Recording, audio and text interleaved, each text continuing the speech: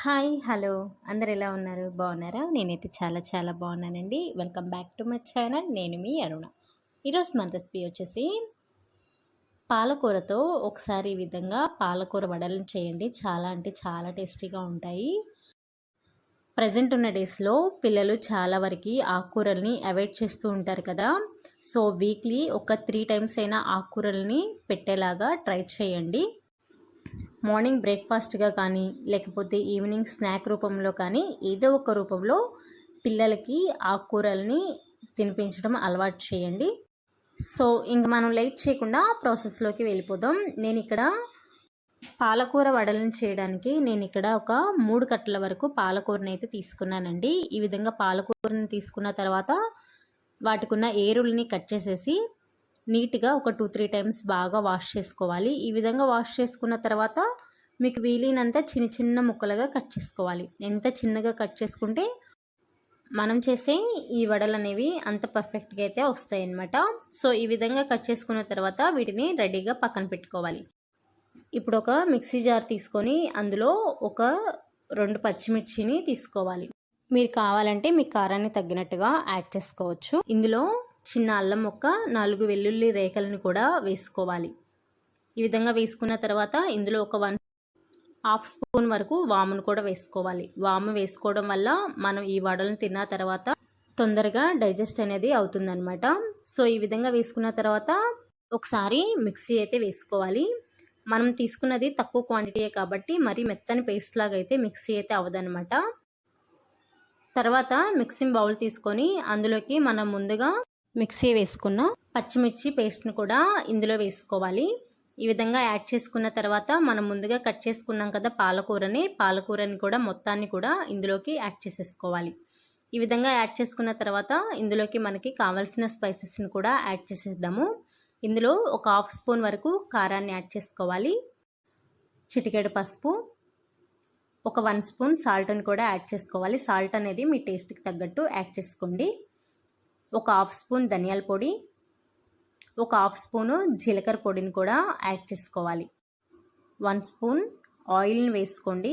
ఈ విధంగా ఆయిల్ వేసుకోవడం వల్ల మనం ఈ వడల్ని ఆయిల్లో ఫ్రై చేసినప్పుడు ఆయిల్ అనేది ఎక్కువగా పీల్చకుండా చాలా బాగా ఉపయోగపడుతుంది. ఈ విధంగా ఆయిల్ని కూడా వేసుకున్న తర్వాత బాగా మ్యాష్ చేసుకుంటూ బాగా కలుపుకోవాలండి. ఇందులో మనం వాటర్ ఏమీ యాడ్ చేయాల్సిన అవసరం లేదు.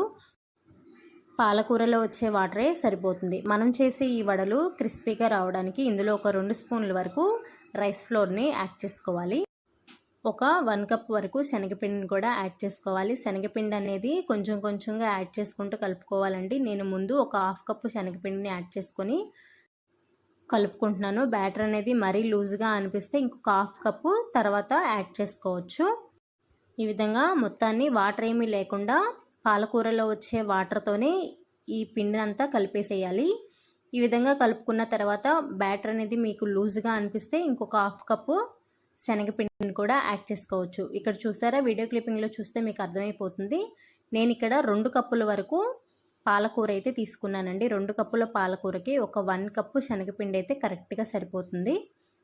సో ఈ విధంగా మిగిలిన 1/2 కప్పును కూడా నేను శనగపిండిని యాడ్ చేసుకొని చపాతీ ముద్దలాగా సాఫ్ట్గా అయితే కలుపుకోవాలి. వీడియో క్లిప్పింగ్లో చూస్తుంటే మీకు అర్థమైపోతుంది కదా, బ్యాటర్ అనేది ఈ విధంగా ఉండాలి. ఇప్పుడు చేతికి ఆయిల్ని అప్లై చేసుకొని చిన్న చిన్న బాల్స్ లాగా చేసుకొని కట్లెట్ లాగా చేసేసుకోవాలి. మీకు కావాలంటే చిన్న సైజులో అయినా చేసుకోవచ్చు, లేకపోతే పెద్ద సైజులో అయినా చేసుకోవచ్చు. మరి మందంగా అయితే చేయకూడదు. వీడియో క్లిప్పింగ్లో చూపిస్తున్నట్లు ఈ విధంగా ఉంటే సరిపోతుంది. ఈ విధంగా అన్నిటిని కూడా కట్లెట్లా చేసిన తర్వాత ఒక ప్లేట్లోకి తీసుకొని రెడీగా పక్కన పెట్టుకోవాలి. ఈ విధంగా అన్నిటినీ కూడా కట్లెట్ లాగా ప్రిపేర్ చేసేసుకోవాలి. నేను తీసుకున్న 2 కప్పుల పాలకూరకి నాకు ఇక్కడ 8 వరకు కట్లెట్లు అయితే వచ్చాయండి. ఇప్పుడు డీప్ ఫ్రైకి సరిపడా ఆయిల్ని పెట్టుకొని ఆయిల్ బాగా హీట్ అయిన తర్వాత మనం ముందుగా ప్రిపేర్ చేసుకున్న కట్లెట్స్ని ఒక్కొక్కటిగా ఇందులో వేసుకోవాలి. ఫ్లేమ్ని మీడియం ఫ్లేమ్లో పెట్టుకొని మాత్రమే వీటిని ఫ్రై చేసుకోవాలండి. హై ఫ్లేమ్లో పెట్టినట్లయితే తొందరగా మాడిపోయి లోపల పచ్చిగానే ఉంటుంది. సిమ్లో పెట్టి ఫ్రై చేసినట్లయితే ఆయిల్ అనేది ఎక్కువగా పీల్చేస్తుంది. అందుకని మీడియం ఫ్లేమ్లో పెట్టుకొని మాత్రమే వీటిని ఫ్రై చేసుకోవాలి. ఇలా ఒకవైపు ఫ్రై అయిన తర్వాత సెకండ్ వైపు కూడా టర్న్ చేసుకొని సెకండ్ వైపు కూడా గోల్డెన్ బ్రౌన్ కలర్ వచ్చేంత వరకు కూడా ఫ్రై చేసుకోవాలి. ఈ విధంగా ఫ్రై అయిన తర్వాత టిష్యూ పేపర్ పెట్టుకున్న ప్లేట్లోకి తీసుకోవాలి. సేమ్ ప్రాసెస్లో మిగిలిన కట్లెట్స్ని కూడా ఇదే విధంగా గోల్డెన్ బ్రౌన్ కలర్ వచ్చేంత వరకు కూడా ఫ్రై చేసుకోవాలి. ఇలా ఫ్రై అయిన వాటిని వేడివేడిగా సర్వ్ చేసుకున్నారంటే టేస్ట్ అనేది అద్భుతంగా ఉంటుందండి.